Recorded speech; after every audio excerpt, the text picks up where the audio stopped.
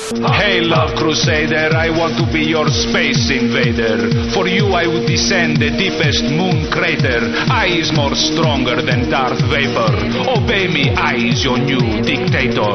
For you is Venus. Welcome back, video creeps. This review comes straight from the stars. It's a movie that was actually thrown onto my radar about a year ago. Thanks to my buddy Desmonds who actually gave me a copy of this film on Blu-ray. Big thank you to him. If you want to go check out his channel, that's going to be linked down below. He said that I was really going to dig the hell out of this film. So did that turn out to be true? All will be revealed in this review for Night of the Comet.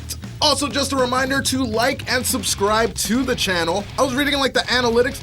50% of you who watch my channel aren't subscribed, and that's odd. So please subscribe to my channel, like and leave a comment, even if it's just to say hello. That helps the algorithm. All right, let's do this thing.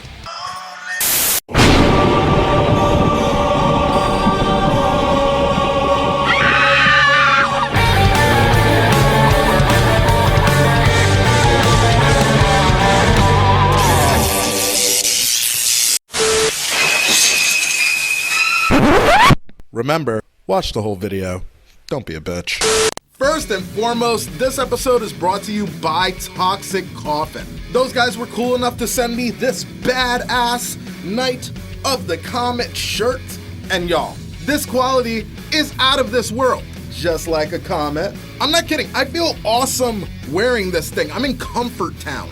And the print looks even better in person than it does online. Looks good, feels good. Look at this mobility.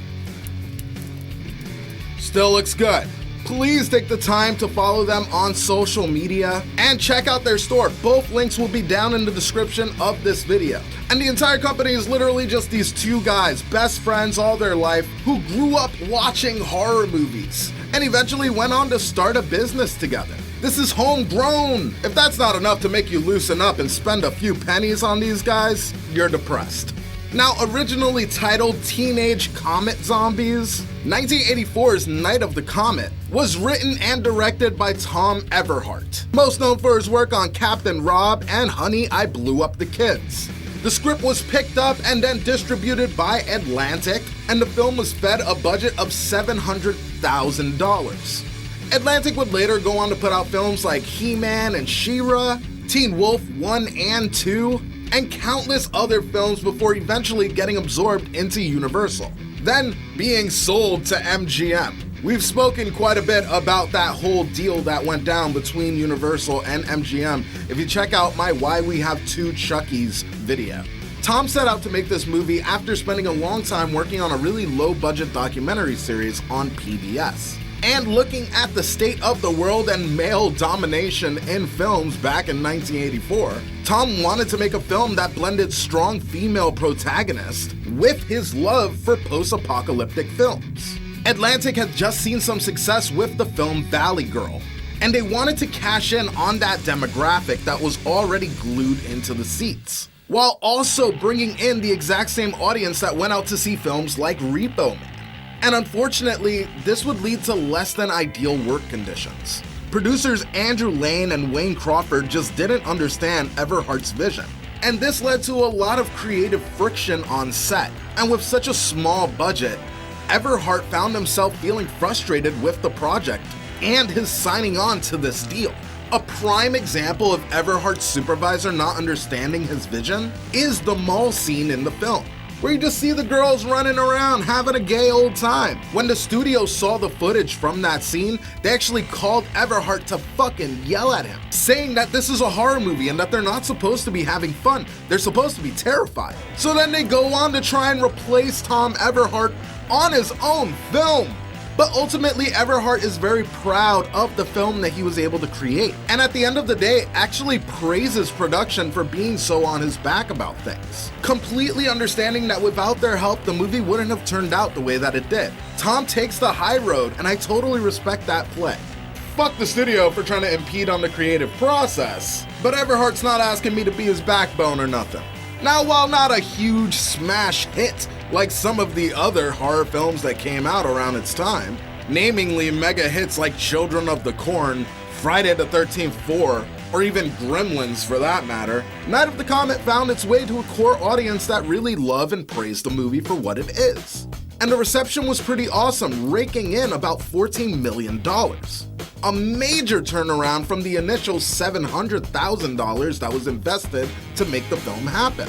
Weirdly enough, for how under lock and key this movie is, a sequel is still very much at play. Tom Everhart has said in a multitude of interviews that if the money ever came his way, he would be all for creating a sequel to Night of the Comet. Though let it be known that he has also mentioned that he's not sure if he should. Along the way, Night of the Comet has gotten offers to develop TV shows, and even a cartoon show with the character's likeness. Which honestly, for the time of this movie coming out, I could see that cartoon show doing very well. A funny little story about that television show is that Tom went to Fox Studios in the hopes of pitching another project when they asked him if he had ever heard of something called Night of the Comet.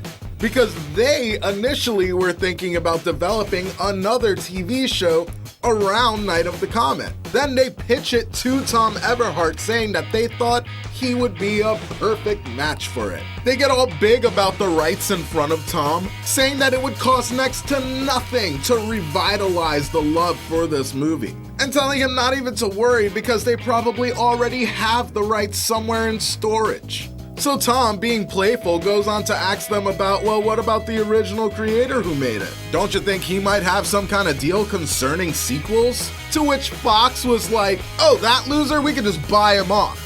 We'll get rid of him, no problem. What a fucking out-of-body experience. To create something and then have other people pitch your thing to you, then simultaneously talk shit about you because they don't know that you... That's fucking... come on. That's fucking comedy. Now, as recent as 2018, Orion Pictures hired Roxanne Benjamin, tasking her with writing a sci-fi remake to Night of the Comet, eventually submitting her script in April of 2019. However, at this time, that is all that is known about that project. And with the way that the world has been going and how studios have had to slow down, it's not surprising that we haven't heard a lot from it. But just the fact that things are turning in that direction means that we might see a future with a little bit more Night of the Comet in it. As far as the special effects department goes, they brought in David Miller Wood, who worked on films like Nightmare on Elm Street, Dreamscape, and Michael Jackson's Thriller. And with getting thrown onto this project, he only had 6 weeks in order to create all of the special effects work in the film. Major pressure cooker situation. Luckily, Everhart had no clear vision as to what he wanted the zombies to look like. This was not a situation where Everhart went up to David and said, these are the blueprints, this is what I want. The look of the zombies in this movie are very much Miller's vision. In fact, he kind of did everything himself, for the exception of filming the zombie cop in the movie. This guy. For that one, he actually called in special effects extraordinaire Tony Gardner, which is pretty cool if you're a massive Chucky fan like this guy. Now, while special effects aren't continuous throughout the entire film, in fact, it's pretty nuanced here and there. The look of the zombies in this movie are pretty iconic, and it's an added layer of coolness to the film, which we're about to get into right now.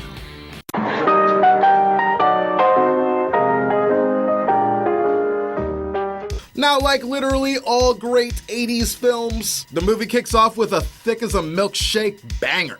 The whole world is nice and excited because a super rare comet is coming into our orbit. Hell, even LL Cool J is on the scene. I should clarify that I did a lot of research, but I could not confirm or deny if that is actually LL Cool J. Considering it was 1984, LL Cool J wasn't exactly famous at that time just yet, so it's totally feasible that he was fucking there and, caught a camera or two. Stranger things have happened with that LL Cool J. See? So who knows if that's actually him? Only Double L knows. And much like Hilary Duff and his sister, his lips are sealed. We meet Regina, who is fire at video games, and she is being forced to work with a flashlight that looks like a dick. Seriously, what is that? That flashlight has some secrets. They all do. We see Regina go into a conductor's booth at the movie theater that she's working at, so that way she can promise not to fuck him for $15. Shit, if she's gonna fuck him, she's gonna fuck him for free. This is when we cut over to a house party, where we meet Regina's adorable little sister, Samantha, who's just getting her chips in while watching some fucking TV. Tom Everhart actually spotted Kelly Maroney back when she worked on the film Fast Times at Richmond High, and he just knew in his heart that that was going to be the one to play Samantha in his film. So much so that when Kelly Maroney read the script for Night of the Comet, she wanted the role of Regina, and then asked Tom if maybe that could be a thing. And Tom looked at Samantha and was just like, no. It was literally written for Kelly to be Samantha in this film, and Tom wasn't gonna have it any other way. Now Samantha gets hot and mouthy with her stepmom, before a couple slaps are thrown around, and then eventually Samantha gets put right on her ass. Meanwhile, Larry tries to fucking find Regina's hole, unsuccessfully by the way. It's just a full minute of him wiggling around, making us all uncomfortable. A thunderstorm accompanied by that comet comes through, giving us a flash of white on the screen, and then shots of an empty city. All you see everywhere is scattered clothing, like the world's most historic orgy broke right the fuck out. Or an insane bukkake.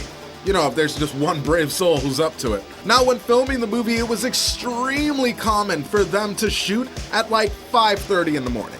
On a Sunday, on Christmas morning, because that's when there aren't a lot of people outside. And considering that this film was shot in downtown LA, that's quite the feat. Accompanying the clothes everywhere is just a bunch of red dust. That comes with every shirt that you buy from Toxic Coffin, and a badass sticker that I can't show you right now because I put it in my car. Here, I can just post up a picture for you guys. Snazzy!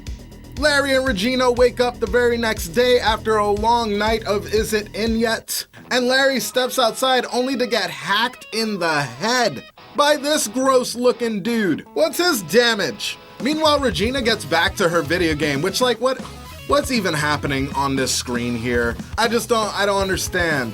Also, she's trying to beat out some dude who like ranked 6 on her flawless scoreboard. But bitch, that's not even how scoreboards work. She would have to beat her own time consecutively to knock out and like bring it down. Like fucking what? Did she just decide to go harder this day? She was holding back this whole time, just waiting for a motherfucker to step up to flex? Don't insult me.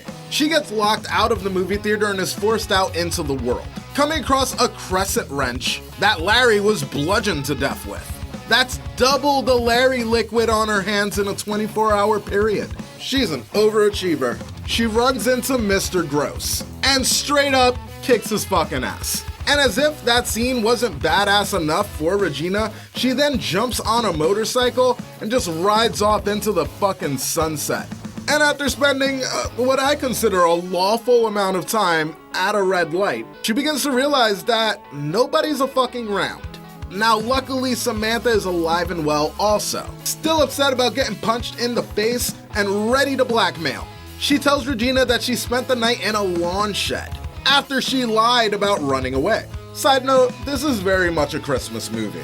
I didn't pick up on it the first time that I watched the movie, but rewatching it back, there's like Christmas shit just scattered throughout the film. It's super small, but honestly, you'll start noticing it as you're looking for it. And I think that would make a great drinking game for this movie. Super subtle, but a secret character in the movie. The two of them realize that the radio somehow is still going, so they decide to head to the radio station, where they run into a man named Hector, whose idea when facing a global genocide is to kill the only 2 other living people that he came across. Sam becomes a professional radio DJ in the matter of like seconds, and goes on to say, is anybody listening? And then turns the legal drinking age to 10 years old. She has some bold ideas, but I think I stand behind her. I don't know, drunk kids sounds funny as fuck. I don't know, maybe I'm a bad person. If we let kids drink, like they can't drive, so, you know, they're just drunk kids. Now, while on air, Sam actually gets a call from a research facility saying that they're posted out in the desert and that there are others who are alive. And this is where the movie jumps over to this research facility, where we see a bunch of scientists listening in on our 3 main characters of the movie, as they squabble over this call with the researchers. We see one of the female scientists step up and say, yo, I don't think that we should fuck with them at all. But the other scientists tell her to just go fuck herself and shut up, saying that they're gonna collect on those three tomorrow. Night falls and we see Sam out and about for an anything goes car ride, complete with beer, when she gets pulled over by Maniac Cop himself. Luckily, this is just a dream, but we get to see little shots of that special effects makeup. And I had to touch on it because the cop looks awesome in this movie. She heads to the bathroom to freshen up, and if you ever wanted to masturbate to Kelly Maroney, this is the time. Unless you have access to Google and the ability to type in Scream Queen hot tub party. You're welcome, by the way. You can pay me back in likes and comments. You have about 15 seconds of her undressing before Maniac Cop comes right back. And we get a double dream fake out. A relationship starts to develop between Hector and Regina, but that is far less impressive than the scene that we are about to get, where we see Regina and Samantha learning how to use MAC-10s. As they just shoot up a car, I think that scene is the best representation of the heart of this film. Even though it's only a minute long, there's something about the way that they interact, which that is mostly an improv scene. And that's really impressive. You can tell that these actresses got along behind the scenes by how they got along in front of the camera. Hector dips out to make sure that his mom is really dead, and then proceeds to rob her before running away from a disabled child. Can we call zombified people disabled? I think that gets the disability card. I'm pinning that as a question down below. I want to know what you guys think. The girls have another sentimental moment about all the people that have died that they'll never see again. And once more, personally for me, this is the film. I love seeing these two girls connect in a town where the aesthetic is completely barren. Samantha is crying and Regina is trying to sympathize with her, but they're going through the exact same thing. Everyone that they love is dead, but they do have each other. So the two of them get creative with their alone time in LA, giving us a wonderful montage of them having a shopping day at the mall. However, they are not alone in this mall, and they get ambushed by a gang who has previously already occupied the mall. And I don't know what it is about this movie and how they paint guys, but I don't think killing the only two women in a dystopian world is the move. These aren't forward-thinking men. However, this is also when we see the hybrid version of this zombified human person, the leader of the gang, a man named Willie, who it's not explained why he can talk when the others, it just doesn't. I mean, it's fine, I guess. There's a couple holes in this movie, kind of like with that scoreboard thing. She's trying to beat out this DMT guy, whatever. Who is he? We don't know. It's never explained. Now he ties up the girls for an unsolicited game of Russian roulette. However, this is when that research team busts through and saves the day, spraying up the gang with bullets, something awful. And they rescue the girls, if you can call it that. You see, they split the girls up, taking Regina to the research facility and keeping Sam behind to wait on Hector, with two of the researchers, one of which being that female researcher who had their back earlier in the movie. Chicks before dicks. Except she gives Sam a shot to fucking kill her. Bitch! Then she kills her researcher buddy friend, but luckily this is when Hector shows up, dressed as Santa Claus and just whipping around to a little revolver. The party comes to an end when he meets up with the double-crossing scientist bitch, who honestly I see that I'm being a little venomous towards her, but the truth is I do see her point. She doesn't want to infect anyone back at the research facility by potentially bringing in new people. She's just super scared of what can happen. So then she takes a shot and kills herself as well, but not without revealing first some pretty bombshell information. She reveals to Hector that everybody in the research facility is actually infected already. And the reason why they're looking for outside people is because they want to make a serum from their blood to try and find a cure. Then she dies all cool, with shades, she looks like a heroin addict. We cut back to Regina, who's over at the research facility just getting a physical of sorts, before they drop a bomb on her, telling her yo, your sister Samantha, she's dead. And if you remember Regina's video game skills, you know that that's kind of a super fucked up thing to say to her, because she goes right ahead and wrecks this dude with a keyboard. Meanwhile, Hector pulls up looking like a cowboy with a dead Samantha in the trunk, bypassing security and tricking him into getting his ass kicked by Samantha, Who's a fucking live? Making that scientist chick the homie after all. Hector straps a bunch of dynamite to the bottom of one of the researchers' cars, and the trio link up after saving a couple kids from the research facility, who also got scooped up on Earth that were gonna get drained like vampires by this research facility. And after getting attacked by some zombie researchers and a little bit of running around and pew-pewing, they blow that son of a bitch sky high and they make their getaway. We see a happy little ending where the kids, Hector and Regina, look like a happy fucking family. And it's like this fucking filmmaker didn't know anything about little boys or girls. Like, no matter when you see the little boy, the boy always has a football and the girl always has a stuffed animal. It's pretty silly, actually. I just love the idea of him on set, just like, I'd better not see you without that. Everybody seems happy and booed up, except for Samantha. However, at the last minute, a random car pulls up, and Samantha thinks he's just cute enough to jump in his car, like stranger danger isn't even a problem anymore now that everyone's dead, and the two of them drive off, as some serious high-level yacht rock plays us into the credits. And the movie fucking ends. Final thoughts. Night of the Comet came out at a time when action classics like The Terminator, Rambo, Indiana Jones, even Chuck Norris films really held the spotlight and captured audiences. There was this need for badasses on screen, and unfortunately, it was pretty one-sided and wrapped up in masculinity. However, the leads of Night of the Comet are female, which is something super commendable and respectable for the time that the movie came out. And not only were they badasses, they were really good characters as well. Samantha is just a breath of fresh air throughout this entire film. Her bubbly, big personality, so eager for life. And just to bring it up, it is impossible not to develop a crush on Samantha in this movie. With her little rebel pep squad outfit and her little Mac 10, she's poster fuel for days. She's so fun to be paired up with Regina, who's got this calm nature and tomboy attitude about herself. It's just beautifully fun to indulge in watching the shenanigans of these two characters. These are two actresses that never worked together before, but their chemistry is undeniable.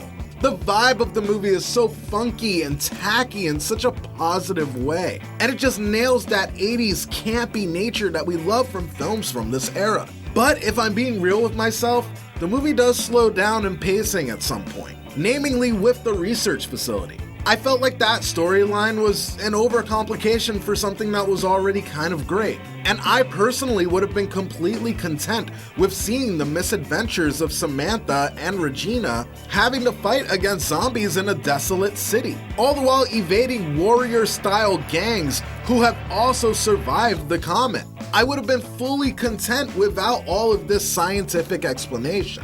This is a movie that I could see myself popping on once every like 2-3 years just to keep the memory fresh. And at the end of it, it comes down to a numbers game. Did I enjoy this movie more than I felt it was slow? Absolutely. I fucking love the movie. I thought it was great, and I love those characters. It's enough to make me look past all of the little plot holes and all of the slower moments and even the researchers that I don't really connect with in the movie. Though we don't get a ton of special effects, I also really enjoyed any time that we got a zombie on screen.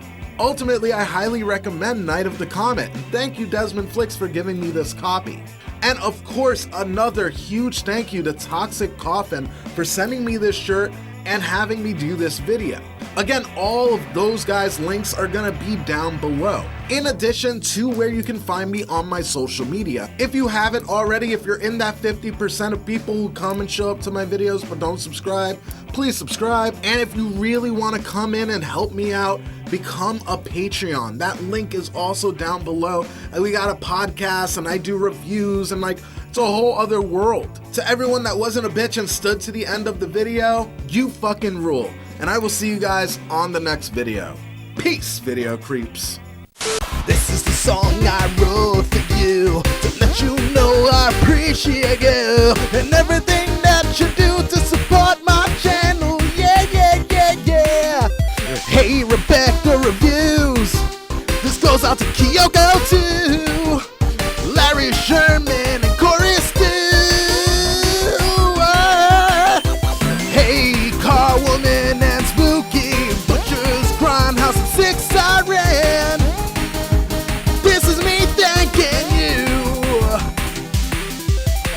Lord X-Core, Michael Andrews, Mandy, and then Captain Boots. And then we got thank you for being my Patreon. I said thank you for being my